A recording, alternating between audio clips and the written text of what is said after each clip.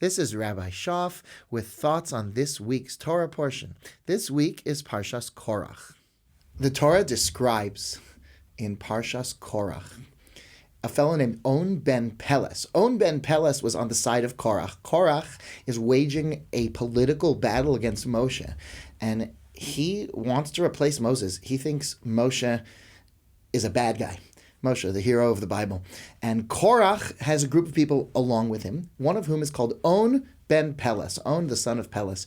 On ben Peles was with Korach all the way, and yet, at the end, when Korach and his crew are swallowed by the ground, On ben Peles is not punished. He doesn't take the last step. And our tradition tells us a story what happened. It says On ben Peles had a wife who was very wise, and she saved him. His wife came to him and she said, listen, I don't understand. If Moses wins, then Moshe won. And if Korach wins, then Korach won. You don't stand to gain anything, but you stand to lose a lot, because if you pick the wrong side, who knows what's going to happen to you? And he said, you're right. But what do? I'm an influential leader in this movement. So she said, I have a solution. And she gave him something to drink. He went to sleep. And when the people came over to his home to gather him up and say, come on, On, it's time for us to go fight Moses, she went out dressed in an immodest fashion. And these men who considered themselves very, very religious, remember, these are people that possibly have no portion in the world to come, terribly wicked people fighting against Moses, nevertheless considered themselves to be very, very religious. And when they saw that she wasn't dressed up to their standards of modesty, she scared them away. And they didn't come to On, and On was saved. And she's a real heroine in rabbinic literature for what she did. And the question that I had is, what was the nature of her argument? When she says, if Moses is right, then he's right. And if Korach is right, then he's right. What do you stand to gain from this? It sounds like a very interesting argument. But more than interesting, our sages have to be telling us something that cuts to the nature of disagreements. Why are there huge disagreements between different groups of people? And what does she say that accurately describes the flaw in strongly fighting one side or the other? Why was she right in what she said? You know, it's so fascinating to find how intensely people identify with things that have nothing to do with them. Whether that is supporting a sports team, where a person's entire identity can be seen.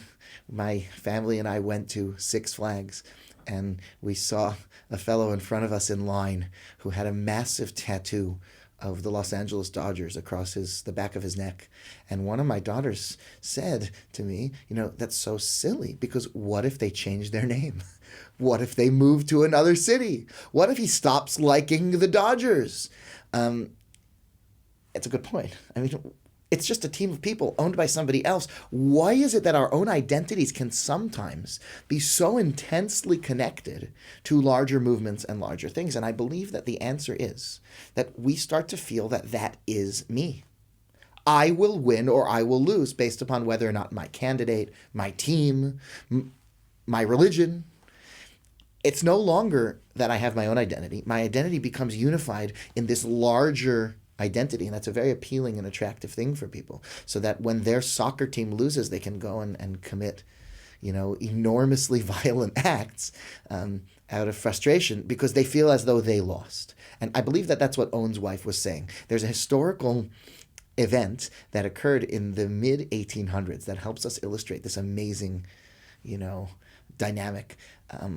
The Rebbe of Tolna, Reb David of Tolna, decided that the way that his followers should pray on Saturday mornings was as follows. There's a kedusha that we say in the repetition of the Shemona Esrei when the chazan who's leading the prayers repeats the Shemona Esrei. At Musaf, it's called kedushas keser. That's when all the congregation responds together with the chazan in a praise for God. Now, the Ashkenazim don't begin it with keser. Ashkenazim begin with the word na'aritzecha. But the Hasidim do begin with the word keser. When it talks about how the angels praise God, There are two ways that you could express that. One is kakatuv or kakasuv al yad neviecha, kakosuv, which means as it is written by your prophets, and then it quotes the verse. And another way of reading that is kadavar ha'omur al yad neviecha, like the word that is said through your prophets. Well, like anything, there are two different texts. Ashkenazim and Chabad Hasidim in the Kedusha say kakosov. All other Hasidim, as far as I know, say kadavar. They mean the same thing, more or less. There's no major issue between one another, you would think. Well, in the 1850s, there became a massive split between what were called kadavarniks and kakosovniks. But that's not all. The split grew greater. The kadavarniks, who followed Reb David of Tolna, he told them before saying the word kadavar, everyone in the shul should pause and say kadavar together. And opponents of his, the Rebbes of Savran and Linitz, other great Rebbes, decided that you shouldn't pause there, you should pause later. Not such a major difference between the two. They're saying the same text. The question is, where do we pause? The level of disagreement and fighting that grew was enormous. You see, the Hasidim of Tolna and those who were faithful to Reb David of Tolna as their Rebbe believed that he had had some sort of spiritual elevation and gone up to heaven and heard the angels praising God, and this is how they did it. And so anyone who didn't do it that way was actually denying the authentic spiritual greatness of their tzaddik, of their Rebbe. And others were not so convinced by this claim and didn't feel that this is the right way to behave. And this became the acid test of loyalty to one tzaddik or another. They were called kadavarniks and kakosovniks. And marriages were broken apart. Families fought. Cities were in turmoil. I have here a first-hand account that I want to read a few lines of to you. It's so unbelievably fascinating. This is a fellow named Tzvi Kastai, who is writing this. Is translated... Engraved in my heart more than anything else is the memory of the flogging that the rabbi of our town, his name was Akiva Chayes, received at the hands of the non-Jew, the Pristav, the Gentile chief of police. So this internal Jewish disagreement in theology or in religious practice became a massive disagreement politically. Because of the Kadavar faith, our rabbi, a follower of Reb Davidel, that's the Rebbe of Tolna, was naturally zealous for Kadavar and outlawed the Shchita. He outlawed the ritual slaughtering of the Shochet, who was the follower of Reb Gedalia Aron, an adamant opponent of Kadavar. The Pristav, also an opponent of Kadavar, this Gentile, was on a side here. Asked the rabbi to nullify the ban he had placed on the slaughter of Shchita. And when the rabbi did not accede to this request, this inflamed his anger, and he raised his whip against the rabbi, and the poor rabbi accepted his verdict. And from that time forward, all the Talmud Hasidim knew that a holy rabbi walked in their midst. Even to us, the young children, the man was a pure saint, a wondrous legend. Now, this is a first-hand account, but it's hard to know how sensationalized it is.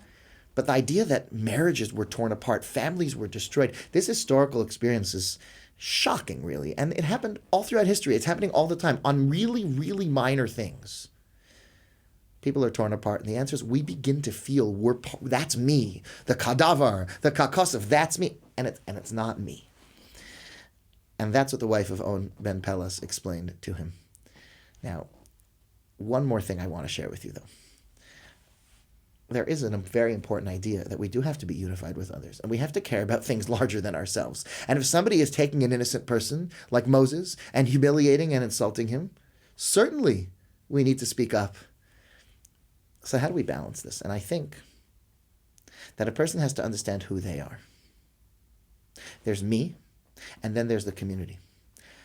I know what's me and what's an authentic extension of me.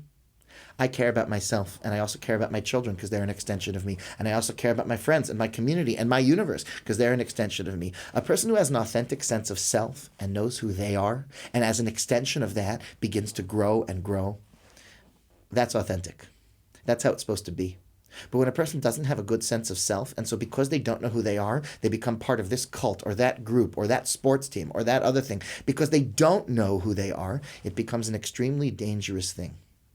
The Parsha of Korach is all about what causes disunity between people, fighting, machlokes in Hebrew.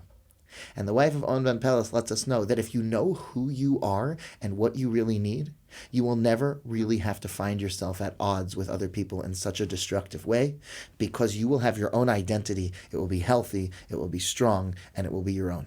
Thank you so much for being with us for this week's Thoughts of Torah. Please join us again next week.